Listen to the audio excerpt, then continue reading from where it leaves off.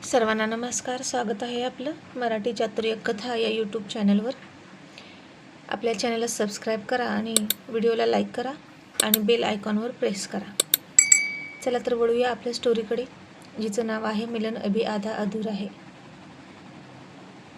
आता आज राणीच्या कॉलेजमध्ये निम्म्या मुलांनी काही प्रतिष्ठित व्यक्तींच्या आणि व्यावसायिकांच्या मुलाखती घेतल्या आणि रोहितला आज वेळ नव्हता म्हणून त्यानं राणीला काही कळू न देता कॉलेजमध्ये फोन करून सांगितलं की निम्म्या मुलांच्या मुलाखती मी सांगतो त्या दिवशी घ्या.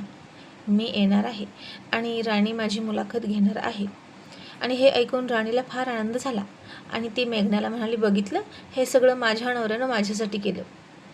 याचा अर्थ त्यांना माझी काळजी आहे. आणि मॅडम, माझा नवरा खूप बिझी असतो, समजलं? आणि तुम्ही त्यांच्या मागे तुमचा टाईम वेस्ट करू नका, कारण त्यांना मी सोडून सगळ्या मुलींचा राग येतो. आणि मेघना तिला चॅलेंज करत म्हणाली, असं? पण तू हे विसरू नको, एकेकाळी त्याला तुझाही राग यायचा. त्याच्या घरच्यांच्या दबावामुळे तो तुझ्यासोबत राहतोय. राणी म्हणाली, हा तुमचा गैरसमज आहे. त्यांना माझ्यासोबत प्रेम झालं म्हणून ते माझ्यासोबत राहतात. पण मी हे सगळं तुम्हाला का सांगते? माझ्या घरातल्या गोष्टी बाहेरच्यांना सांगणं अलाउडच नाही मुळात, कारण आमचं घराणं खूप मोठं आहे आणि तुम्हाला काय गरज आहे दुसऱ्यांच्या आयुष्यामध्ये नाक खुपसण्याची, असं राणी तिला म्हणाली.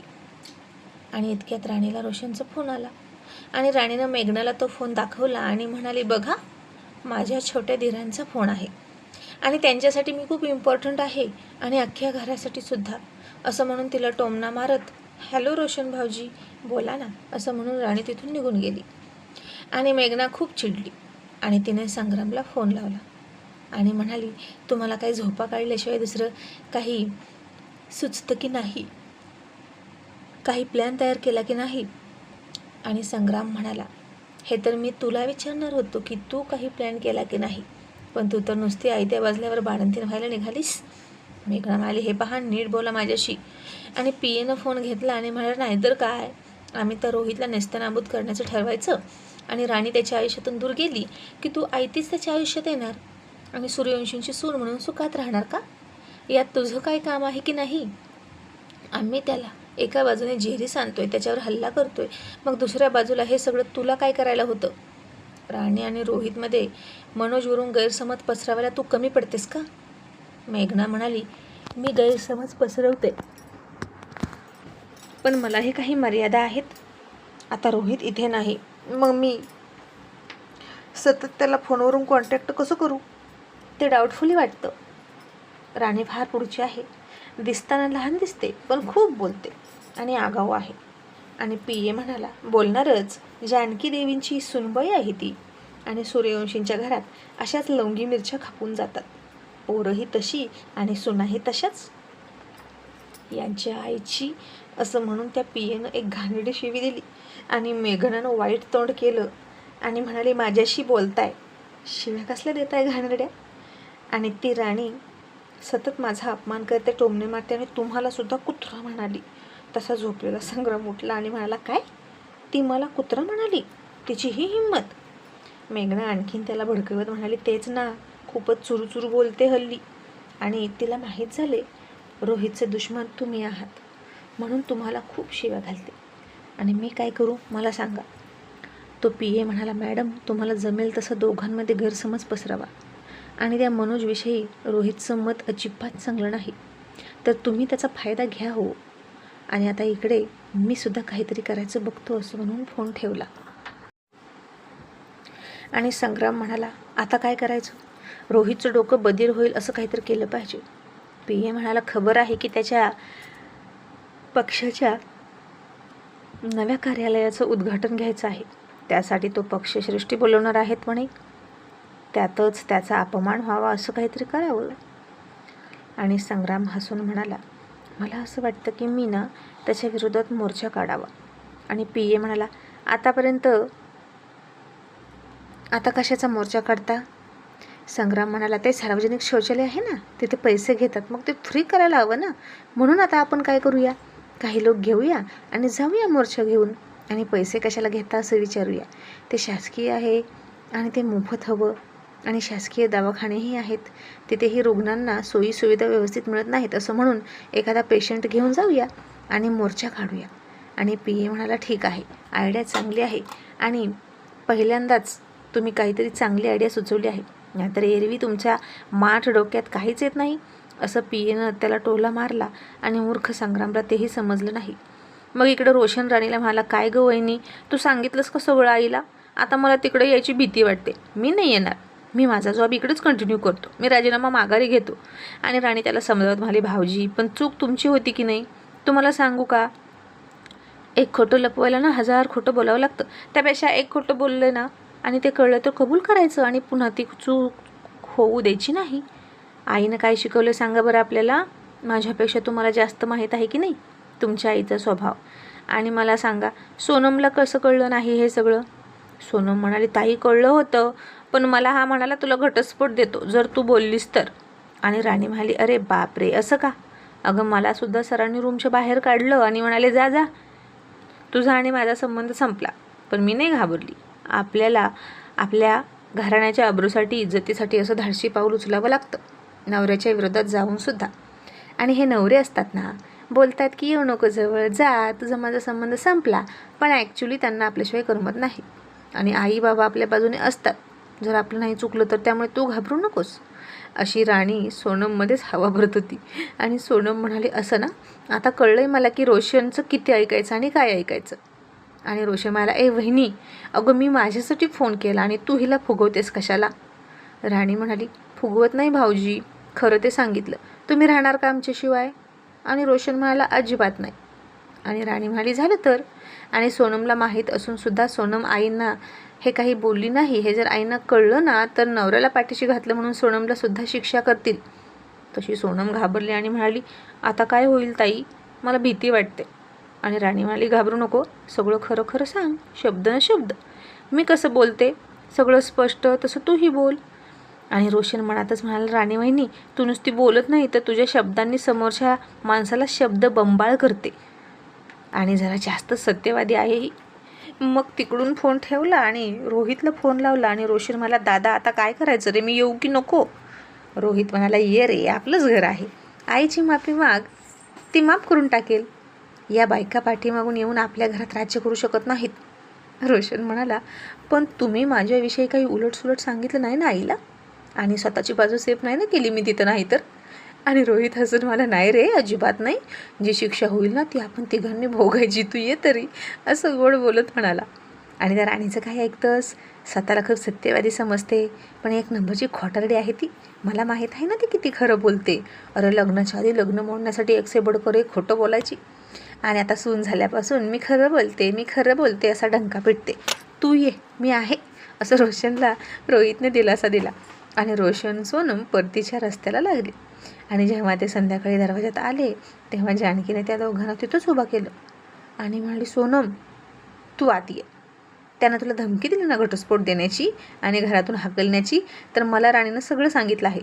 आणि आता बघूच तुला कसा घटस्फोट देतो. एक वेळ मी त्याला बाहेर घालवीन, पण तुला जाऊ देणार नाही. आणि रोशन मान खाली घालून म्हणाला, आई सॉरी ना. जानकी म्हणाली, सॉरी काय सॉरी, त्या दोघांना तूच घरात ड्रिंक करण्याची सवय लावली, हे तुझेच माकड जाळे आहेत सगळे. रोशन म्हणाला, म्हणजे या दोघांनी सगळं माझ्यावर ढकललं का? आई, पण ते बरोबरीचे भागीदार आहेत, त्यांना पण बोल. जानकी म्हणाली, त्यांना मी बोलले आहे आणि तूही फोन कर आणि बोलो. आता रोशन दोघांना फोन करत होता आईच्या शिव्या वाटून खाण्यासाठी, पण राहुल आणि रोहितनं अजिबात त्याचा फोन घेतला नाही. आणि रात्री घरी उशिरा जायचं असं त्यानं ठरवलं. बाहेरच दोघांनी एकत्र येऊन खाल्लं पिल्लं, सगळे झोपल्यावर घरात शिरले. आणि राणी त्याची वाटच बघत होती. आणि तो जसा आतमध्ये आला तसं राणीनं त्याच्या गळ्यात मिठी मारली आणि सर आय लव्ह यू असं म्हणाली. आणि रोहित म्हणाला, अगं काय करतेस, मला फ्रेश तरी होऊ दे. आणि बाजूला हो असं तो चिडून म्हणाला. त्याचा पण राग अजून गेला नव्हता. आणि राणी पुन्हा त्याच्यासमोर जात म्हणाली, मी तुम्हाला फ्रेश करते ना. आणि त्याचा शर्ट काढायला लागली. आणि रोहितला अशी राणी खूप आवडली, त्याची काळजी घेणारी, तो आला की नाही आला याची चौकशी करणारी, मागे पुढे करणारी. आणि रोहित म्हणाला, ही सगळी सेवा आज कशासाठी चालली आहे समजेल का? मी त्या मुलाखतीपुढे ढकलल्या म्हणून का? म्हणजे राणी, मी तुझ्यासाठी काहीतरी केलं तरच तू माझ्यासाठी काहीतरी करशील का?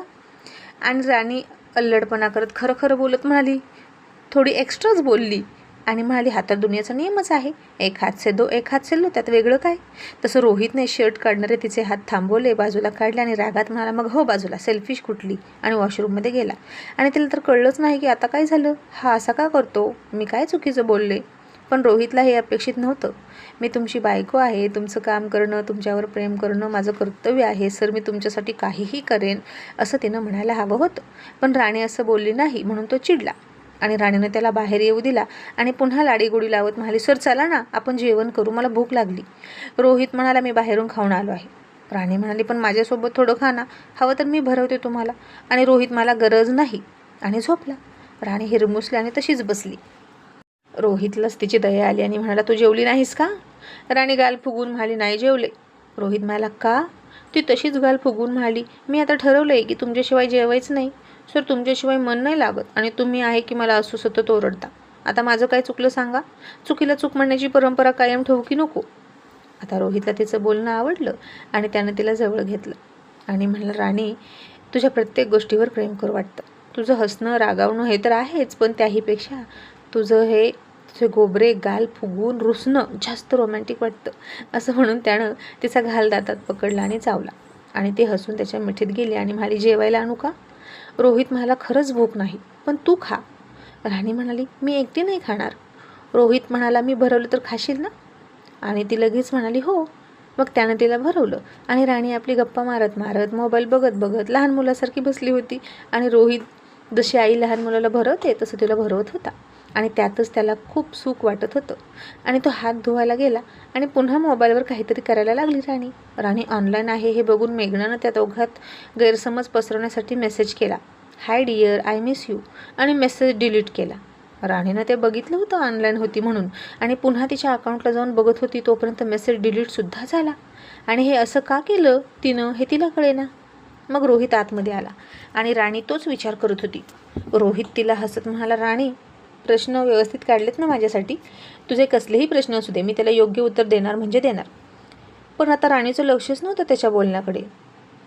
आणि 2च मिनिटात रोहितला फोन करून मेघना म्हणाली, रोहित सर, तुमच्याकडे थोडं काम होतं, मी भेटू शकते का. आपल्या कॉलेजमध्ये काही महत्त्वाचे निर्णय घ्यायचे आहेत, त्याविषयी बोलायचं आहे. आणि रोहित म्हणाला, हो भेटूया, पण काय काम आहे. आणि त्यासाठी इतक्या रात्री फोन करायची काय गरज होती. ती म्हणाली, तुम्ही कॉलेजमध्ये आल्यावर सांगते. आणि रोहित म्हणाला, ओके, आणि फोन ठेवला. आणि राणी म्हणाली, कोणाचा फोन होता. रोहित म्हणाला, मेघना मॅडमचा, मला भेटायचं आहे बहुतेक. आणि राणी म्हणाली, आणि का भेटायचं आहे आणि काय बोलायचं आहे. आणि रोहित थोडा चिडून म्हणाला, हे बघ राणी, तू माझ्यावर संशय घेऊ नकोस, आणि तुला माझ्यावर खरंच संशय येतोय का गं. असं असेल तर तू थांब माझ्यासोबत आणि ती काय बोलते ते ऐक. आणि राणी म्हणाली, तुम्हाला कसा माझ्यावर संशय येतो, आणि तुमच्या राजकीय कारकिर्दीसाठी मी मनोजशी बोलणं सोडून दिलं, तसं तुमच्या राजकीय कारकिर्दीसाठी तुम्हीही अशा मुलींशी बोलणं भेटणं टाळा. आणि रोहित म्हणाला, आता कशी शाण्यासारखी बोललीस, पण तिचं काय काम आहे हे बघावंच लागेल. आणि राणी म्हणाली, मला माहीत आहे ना, ती बाई आता काही ना काही बहाणं करून तुम्हाला भेटत राहणार आणि तुम्ही सगळ्यांना भेटण्यासाठी आता फ्री असाल ना. आणि तिनं आता खूप विचित्र मेसेज केला होता. रोहित म्हणाला, राणी, मेसेज वगैरे काहीच नाही, तिनं फोन केला फक्त. राणी म्हणाली, ह्या राजकारणी लोकांचं असंच असतं, बाई आणि बाटली सणात असतंच त्यांना, मला माहीत आहे. जिकडे जातील तिकडे त्यांच्या बायका असतात आणि ढीगभर मुलं, आणि हे सगळं नंतर कळतं अचानक, मुलं मोठी झाल्यावर, मग कोणी काहीच करू शकत नाही. आणि रोहित हसून म्हणाला, पण राणी, माझं ठरलं आहे, आपल्याला मुलगा होऊ दे किंवा मुलगी, आपलं एकच मूल असेल, आपण त्यावर थांबणार आहोत. आणि राणी म्हणाली, त्याला अजून वेळ आहे, तुम्ही इतकी तयारी केली आहे का. मग समजा मुलगी झाली तर काय नाव ठेवायचं आणि मुलगा झाला तर काय नाव ठेवायचं. रोहित थोडा विचार करत म्हणाला, मुलगी झाली तर माझ्या नावावरून रोहिणी नाव ठेवायचं, आणि जर मुलगा झाला तर तुझ्या नावावरून रणजित नाव ठेवायचं. आणि राणी म्हणाली, फारच छान नावं आहेत. मग रोहित म्हणाला, ओके, मग आता आज मी थकलो आहे, खूप दौरा करून आलो आहे, असं म्हणून तो झोपला. आणि राणी पुन्हा त्याच्याकडे आणि त्याच्या फोनकडे संशयानं बघायला लागली. आणि मेघनानं असं का केलं हे तिला कळेना. आणि दुसऱ्या दिवशी सकाळी सकाळी रोशनने रोहितला गाठलं आणि म्हणाला, काल माझी का भेट घेतली नाही. आई मला खूप बोलली, आता तिघांनी मिळून शिक्षा घ्यायची. आणि जानकी म्हणाली, हो, मी अजून त्या दोघांना शिक्षा दिलीच नाही, मी तिघांना मिळूनच शिक्षा देणार आहे, असं म्हणून सकाळी सकाळी त्या तिघांना जानकीने कान पकडून गुडघ्यावर बसवलं. सपना, सोनम, राणी त्या तिघांना बघून खूप हसायच्या आणि तिघे आपल्या आपल्या बायकोकडे बघून तोंडवाकडं करायचे. मग त्यांची शिक्षा पूर्ण झाली आणि जानकी म्हणाली, आता बसा डायनिंग टेबलवर आणि तुम्ही तिघी त्या तिघांना नाश्ता भरवा, म्हणजे ते तुमचा तिरस्कार नाही करणार. आणि आता तिघीजणी पण हसून आपल्या आपल्या नवऱ्याला नाश्ता भरवण्यासाठी पुढे आल्या. पुन्हा तिघांनी तोंड वाकडं केलं आणि आम्हाला नको असं म्हणाले. तशा तिघीही एकदम ओरडल्या, आई. तशा तिघांनी पटकन घाबरून त्यांचे हात पकडले आणि पटपट तोंडामध्ये चमचे घालायला सुरुवात केली. आणि आता राणी कॉलेजमध्ये गेल्यानंतर मेघना तिचा मूड कसा आहे ते बघत होती. रात्री तिने जो मेसेज केला होता त्याचा काही परिणाम झाला आहे का हे तिला बघायचं होतं. तो मेसेज बघितल्यानंतर राणी आणि रोहितमध्ये भांडण होणार. रोहित पुढच्या टप्प्यातल्या मुलाखतीला सुद्धा येणार नाही अशी तिची खात्री होती आणि राणी तोंडावर आपटणार. आणि राणीनं आता आपण बघितलंच नाही असंच दाखवलं आणि मेघनाकडे दुर्लक्षच केलं. त्यामुळे मेघनाला असं वाटलं की तिने काही बघितलं आहे की नाही. बहुतेक माझा मेसेज बघितलाच नाही. आता उद्या रोहित कॉलेजमध्ये आल्यानंतर मी त्यांचं अटेन्शन माझ्याकडे खेचून घेणार. मग तरी राणी त्याच्यावर चिडणार म्हणजे चिडणार. मग त्याच्या दुसऱ्या दिवशी उरलेल्या मुलाखती घेतल्या. आता पुढची मुलाखत राणी मोरे घेणार आहे. एका अत्यंत कमी वेळात फेमस झालेल्या आणि तरुणांच्या गळ्यातील ताईत असलेल्या, तरुण मुलींची क्रेज असलेल्या राजकारणी व्यक्तिमत्वाची, ज्याचं नाव आहे रोहित मल्हारराव सूर्यवंशी, अशी अनाऊन्समेंट झाली आणि सगळ्या मुलांनी टाळ्या वाजवायला सुरुवात केली आणि शिट्ट्यासुद्धा वाजल्या. तसं रोहितने त्याच्या नजरेतली जरब घेऊनच पाठीमागं बघितलं आणि दम टाकत सगळ्यांवर नजर फिरवत म्हणाला, हे कॉलेज आहे, सिनेमा थिएटर नाही. आणि ही मुलाखत एक चांगली मुलाखत आहे. त्यातून काहीतरी शिका आणि तुम्ही काहीतरी शिकावं म्हणून हे प्रकल्प आपण कॉलेजमध्ये राबवतो, थिल्लरबाजी करण्यासाठी मुळीच नाही. तशी सगळी मुलं चिडीचूप झाली. मग राणी म्हणाली, सर बसा ना. आणि मग रोहित थोडा वैतागूनच खाली बसला. अगदी पायावर पाय टाकून रुबाबात बसला आणि त्याला असा रुबाबात बसलेला बघितला एकदम बादशाहसारखा दिसत होता. सगळ्या मुली उत्सुकतेने बघत होत्या. सगळ्या अँगलने तो दिसेल अशा ठिकाणी त्या जाऊन बसत होत्या, फोटो काढत होत्या. मेघनासुद्धा त्याच्याकडेच बघत होती आणि राणी त्याच्यासमोर बसून स्मित हास्य करत होती. आणि आत्ताही यावेळी डोळ्यातलं काजळ काढावं आणि त्याला लावावं म्हणजे माझीच दृष्ट लागणार नाही त्यांना, असं तिला वाटलं. आणि त्याला असं रुबाबात बघून तिचीही नजर त्याच्यावरून हटत नव्हती. आणि रोहित घसा साफ करत म्हणाला, miss More, start your interview. तशी ती भानावर आली आणि येस सर म्हणाली. आणि तिनं सगळ्यांना रोहितची, फक्त रोहित सूर्यवंशी म्हणून ओळख करून दिली आणि म्हणाली, सर माझा पहिला प्रश्न, तुम्ही राजकारणात येण्याचा निर्णय का घेतला? रोहित म्हणाला, समाजासाठी काहीतरी सकारात्मक काम करावं आणि लोकांच्या समस्या सोडवावेत या उद्देशाने मी राजकारणात आलो. मग दुसरा प्रश्न, तुमच्या मतदारसंघातील सर्वात मोठी समस्या कोणती आहे? रोहित म्हणाला, पाणीपुरवठा, रोजगार आणि रस्त्यांची अवस्था या प्रमुख समस्या आहेत. त्या सोडवण्यासाठी आम्ही प्रयत्न करत आहोत. राणी म्हणाली, तरुणांसाठी तुमच्या काय योजना आहेत? तो म्हणाला, कौशल्य विकास, रोजगार निर्मिती, शिक्षणाच्या चांगल्या सुविधा उपलब्ध करून देणं हे आमचं उद्दिष्ट आहे. चौथा प्रश्न, विरोधकांकडून होणाऱ्या टीकेकडे तुम्ही कसे पाहता? रोहित म्हणाला, विधायक टीका स्वीकारली पाहिजे, त्यामुळे कामात सुधारणा करण्याची संधी मिळते. मग राणी म्हणाली, सर पाचवा प्रश्न, भ्रष्टाचाराबाबत तुमची भूमिका काय आहे? आणि रोहित म्हणाला, भ्रष्टाचाराला कोणतीही माफी नाही. पारदर्शक आणि जबाबदार प्रशासनासाठी आम्ही कटिबद्ध आहोत. मग राणी म्हणाली, पुढचा प्रश्न, जनतेशी संपर्क कसा ठेवता? मग रोहित म्हणाला, नियमित भेटी, लोकसंपर्क कार्यालय आणि विविध माध्यमांद्वारे आम्ही नागरिकांच्या समस्या ऐकून घेतो आणि त्या सोडवतो. मग राणी म्हणाली, सर पुढचा प्रश्न, तुमची सर्वात मोठी कामगिरी कोणती मानता? रोहित म्हणाला, मतदारसंघातील विकास कामं आणि लोकांचा मिळालेला विश्वास ही माझी सर्वात मोठी कामगिरी आहे. मग पुढचा प्रश्न त्यानं विचारला, महिलांच्या सक्षमीकरणासाठी तुम्ही काय उपाययोजना कराल? रोहित म्हणाला, महिलांना शिक्षण, स्वयंरोजगार आणि सुरक्षित वातावरण उपलब्ध करून देण्यासाठी विशेष योजना राबवू. मग 9वा प्रश्न, पुढील 5 वर्षासाठी तुमचं ध्येय काय आहे? तो म्हणाला, मतदारसंघाचा सर्वांगीण विकास करून नागरिकांचं जीवनमान उंचावणं हे माझं ध्येय आहे. मग आता राणी म्हणाली, सर शेवटचा प्रश्न, जनतेला तुम्ही काय संदेश द्याल? आणि इतक्या लवकर तुम्ही राजकारणामध्ये तुमचं अस्तित्व निर्माण कसं केलं? सगळ्यांना वाटतं की तुमच्या वडिलांमुळे तुम्ही इथे आलात, पण तुम्हाला काय वाटतं? आता रोहितने सगळीकडे बघितलं आणि म्हणाला, लोकशाही मजबूत करण्यासाठी प्रत्येक नागरिकानं सजग राहून विकासाच्या कामात सहभागी व्हावं. आणि मी इथे आहे ते वडिलांच्या आशीर्वादामुळे हे नक्कीच आहे. मी सांगू शकतो, पण माझा कॉन्फिडन्स आणि समाजासाठी काहीतरी करण्याची तळमळ मला इथं घेऊन आली. आणि ज्यांच्याकडे कॉन्फिडन्स आणि अशी तळमळ असते ना, तो माणूस कधीच मागे राहत नाही. आणि इथून माझ्यासमोर उभं असलेले प्रत्येक तरुणांमध्ये ती तळमळ असावी असं मला वाटतं. राणी मग म्हणाली, सर आणखीन एक प्रश्न शेवटचा. या सगळ्या राजकीय प्रवासात तुम्ही स्वतःला कुठे बघू इच्छिता? आणि रोहित हसून सगळ्यांकडे बघून म्हणाला, जिथं माझी जनता मला नेऊन ठेवेल तिथं. इथेच, मुंबईमध्ये की दिल्ली हे त्यांनी ठरवावं. तेही माझं काम बघून आणि माझ्यावर विश्वास ठेवावा. असं म्हणून तो गोड हसला आणि आता सगळ्यांनी टाळ्या वाजवल्या. सगळ्यांना मुलाखत आवडली आणि राणी म्हणाली, थँक्यू सर, तुम्ही ना सगळ्या प्रश्नांची उत्तरं खूप छान दिली. आणि रोहित हळूच त्याची किलर स्माईल देत हातात माईक घेऊनच म्हणाला, कारण प्रश्न पण खूप छान विचारले आणि प्रश्न विचारणारीसुद्धा खूपच छान आहे. असं रोहित शेवटी माईकमध्ये म्हणाला आणि सगळी मुलं गप्प होती. आता रोहितच त्यांच्याकडे बघून म्हणाला, काय झालं, आता नाही का शिट्ट्या वाजवणार? अरे मी माझ्या बायकोची मस्करी केली आणि इंटरव्ह्यू हिट झाला ना, मग वाजवा की शिट्ट्या.